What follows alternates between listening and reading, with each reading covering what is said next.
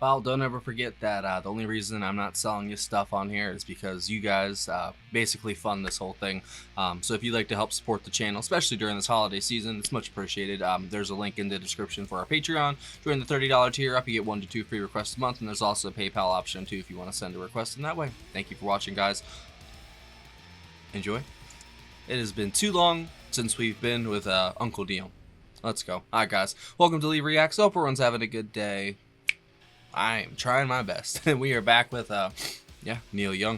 We're going to be doing 2 tracks from the album Harvest, courtesy of our patron Arnie. He requested A Man Needs a Maid, and I threw in Alabama just because it's Uncle Neil. He don't come around much, but when he does, I try to make the most of it. So we're doing 2 tracks from Harvest, which has been a solid album. We've done Harvest, Old Man, Needle and the Damage Done, Words. We've done a lot from this album, and it's a bona fide classic, easily, and can't wait to hear some more. So don't forget to like and subscribe, leave a comment. The engagement really helps. Seriously. The views have been down like crazy lately because I've got two copyright strikes. Hopefully one of them's going away soon. So if you're watching, thanks, I guess, whatever. All right. A Man Needs a Maid. Neil Young. In 3, 2, 1, go.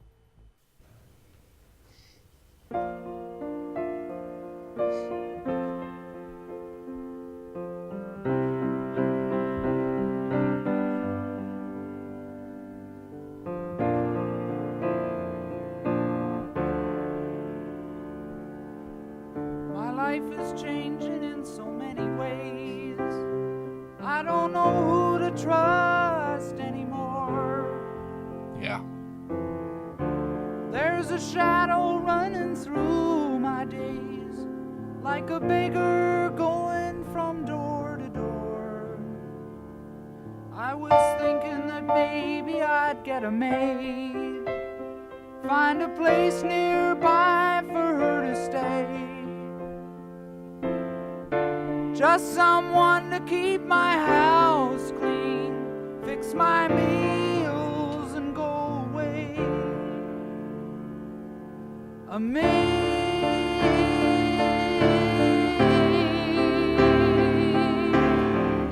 A man needs a maid. A maid.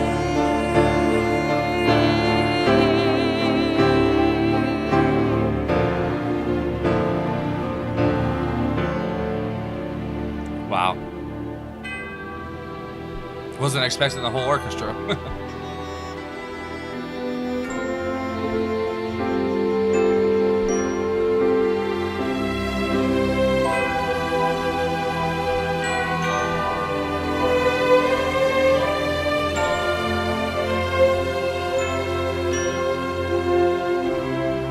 It's hard to make that change when life and love turn strange.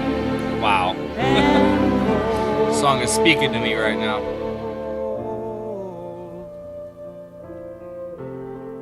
That's what his stuff usually does. To give a love, you gotta live a love. To live a love, you gotta be part of.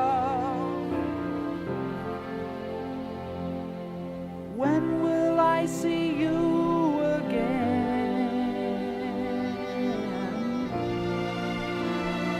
Wow. While ago somewhere, I don't know when, I was watching a movie with a friend. I fell in love with the actress. She was playing a part that I could understand.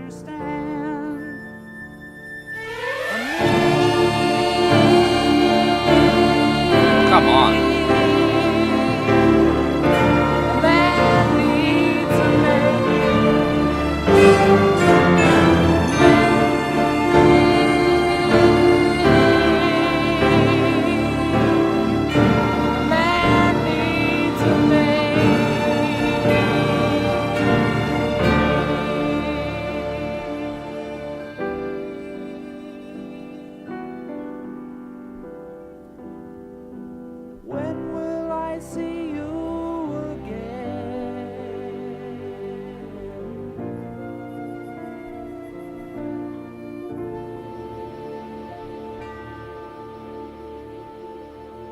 That was powerful, bro.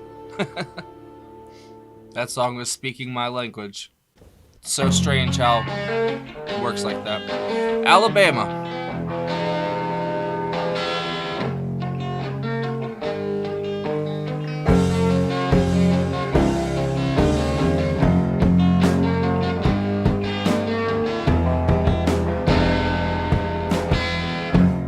Oh, Alabama. The devil fools with the best laid plan. Swing low, Alabama. You got the spare change. You got to feel strange. And now the moment is all that is been.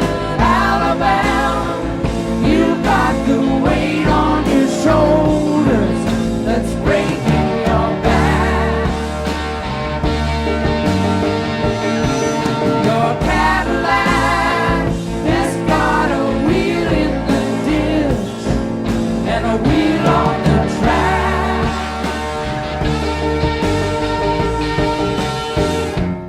Oh, Alabama.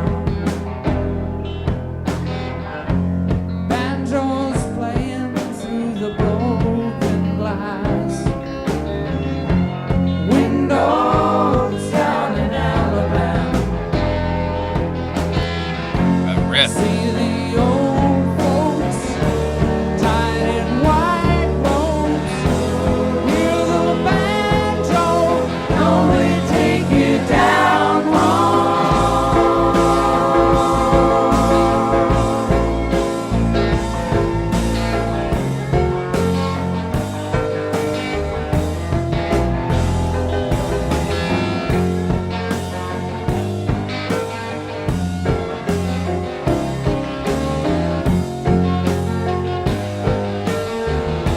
He's definitely taking the piss out of Alabama.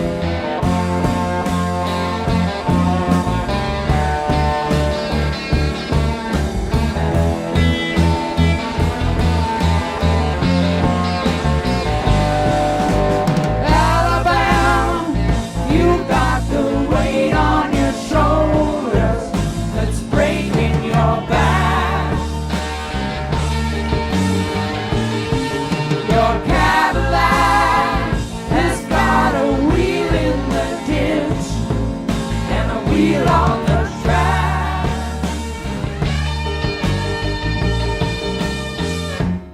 Oh, Alabama. Can I see you and shake your hand? Make friends down in Alabama. I'm from a new land. I come to you and see all this ruin. What are you doing, Alabama? You got the rest of the union to help you along. What's going wrong?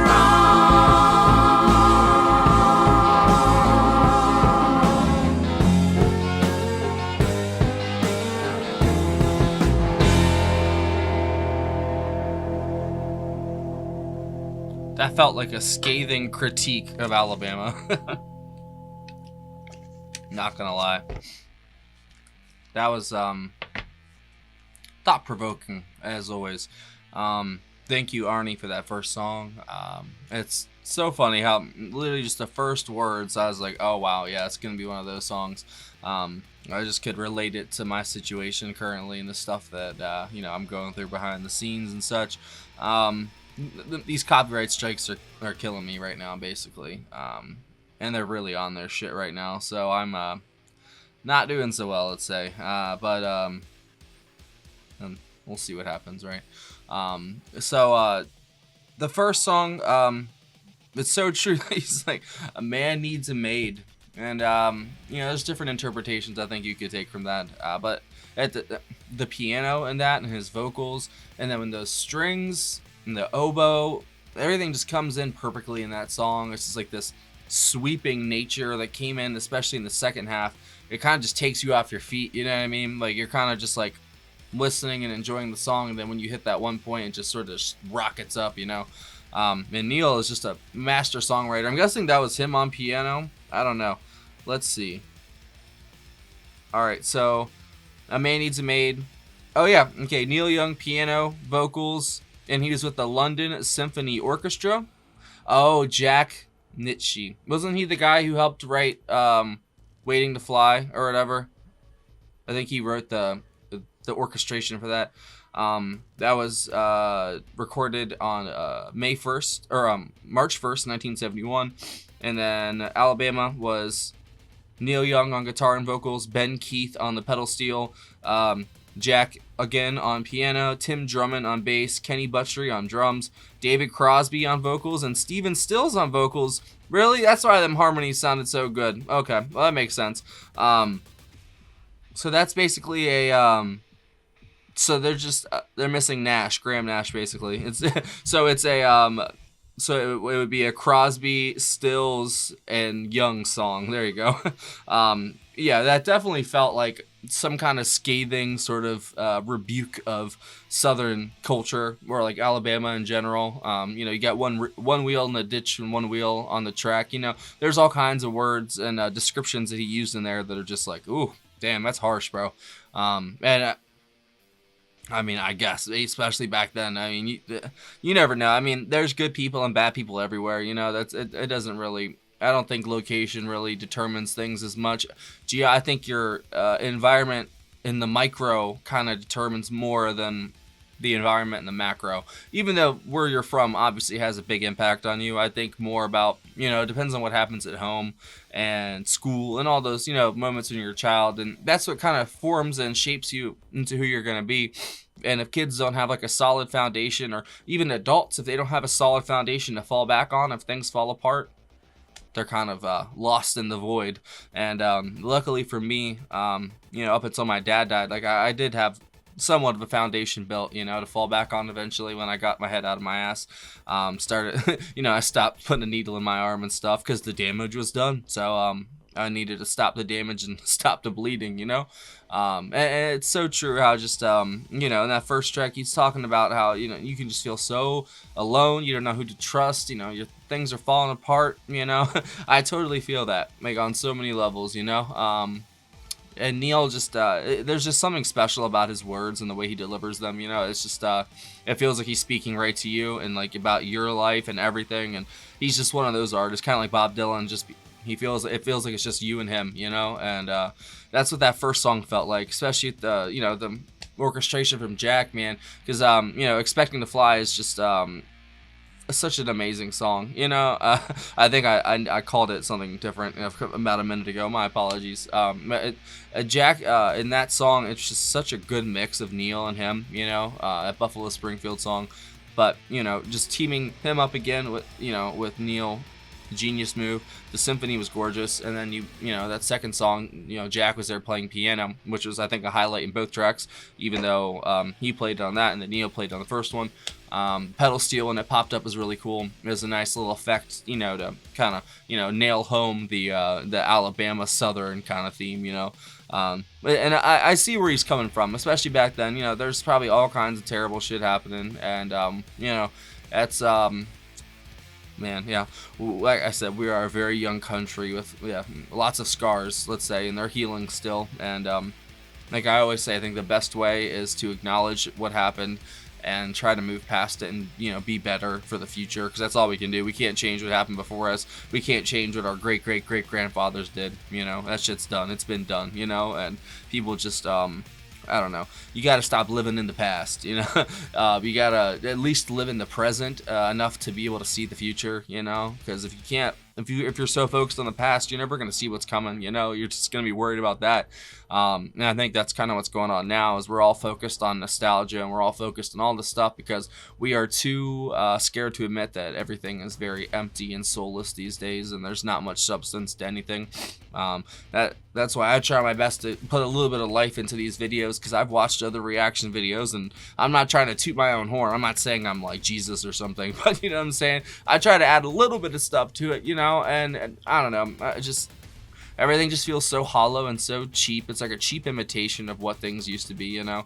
And you know, this is it's cheap coming from me. I'm just some guy listening to music and talking about it. I'm super grateful that I'm in this position, and I honestly shouldn't even be here. You know, I should have been dead years ago. But I still, you know, every day I'm just playing with house money. That's how I see it. So every day that I wake up and I'm still breathing, it's a good day in my book, and I have to remember that. Just so thank you, Arnie. That was a great pick. If I had to pick one, I probably would go with the first one, with just like the how it relates to my life and how I can, you know, how it makes me feel. But for a rock and roll Neil song, that second one, Alabama, you can't get much better than that. That was pretty good. But the stuff with Crazy Horse I think is better. But this Harvest album seems to be him for like trying to break free of that in a way. Like, I don't know, like, there's still some heavy hitters on this album, but it's way more melancholy and way more Neil, you know, than Crazy Horse and Neil sort of thing.